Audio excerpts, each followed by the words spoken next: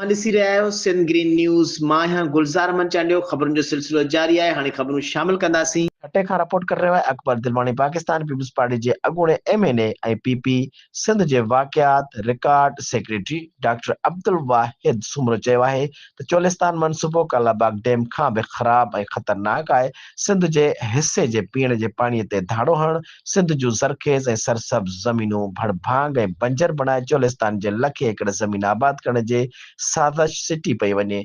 हुन उहे ॻाल्हियूं ठटे जे सीनियर सहाफ़ी डॉक्टर शाहिद सिद्दीक़ी सां संदसि भाउ डॉक्टर खुरम शखूत जे वफ़ात ते साणुसि तज़ियत करण बैदि सहाफ़ियुनि सां ॻाल्हाईंदे कयो। डॉक्टर अब्दुल वाहिद सुमरो चयो त एक्निंग जे इजलास जी कार्रवाई जा मिनट्स गुम करे वफ़ाक़ी हुकूमत ज़बरदस्त केनाल ठाहिण वारे होॾ ते क़ाइमु आहे। हुन पाकिस्तान जे हुक्मराननि खां सवाल कंदे चयो त छा सिंध जो माण्हू हिन मुल्क जा शहरी न आहिनि जो सिंध जे एहतजाज खे नज़रअंदाज करे केनाल ठाहिण वारे मनसूबे ते कमु कयो पियो वञे। हुन चयो त सिंध जा माण्हू कंहिं बि सूरत में सिंधु दरिया ते लॻंदड़ धाड़े ते ख़ामोश न रहंदा। केनालनि जे मामले ते सिंध में कावड़ वधी रही आहे ऐं सिंध जा माण्हू बाशऊर आहिनि। हुन चयो त पाणी ज़िंदगी ऐं मौत जो मसइलो आहे। मजात अथॉरिटी CCI आहे ऐं सिंध जो वॾो वज़ीर ऐं PP चेयरमैन समेत सिंध जा घण घुरा ऐं उन मामले ते सरापा एहतजाज आहिनि।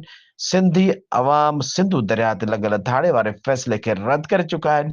हाणे उन्हनि खे फ़ैसिलो वापसि वठणु घुर्जे। हुन चयो त वफ़ाक़ में वेठल समूरनि धुरियुनि खे सोचणु घुर्जे त नंढनि सूबनि खे बि गॾु खणी हलणो आहे।